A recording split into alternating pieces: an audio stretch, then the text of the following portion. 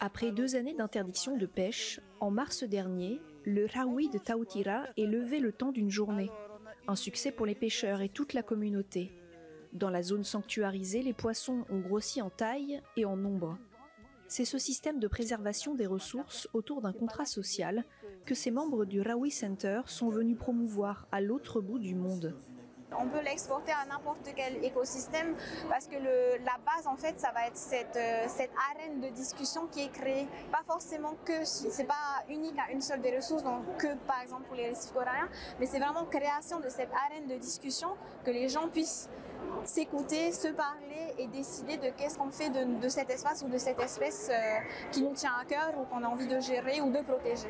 Les conférences s'enchaînent et le public cherche à savoir comment exporter cette coutume ancestrale polynésienne.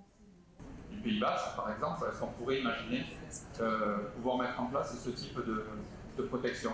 En métropole, il existe déjà un rawi en Aquitaine et peut-être bientôt un deuxième. On essaye de voir comment le rawi pourrait être, qui se développe en Polynésie, donc dans un milieu où il y a une forte connotation culturelle. Et au Pays Basque aussi, on a une forte puissance culturelle, on a un attachement au pays très fort.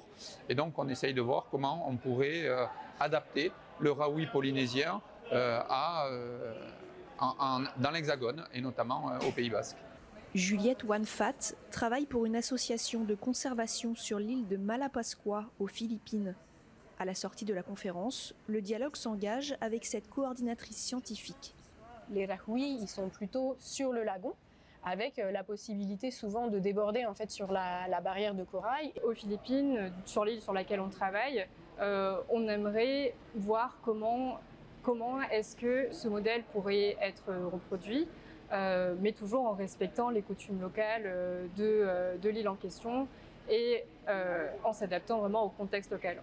En Polynésie française, il existait officiellement 36 rawi en 2024. Des pratiques similaires sont présentes dans une quarantaine de pays.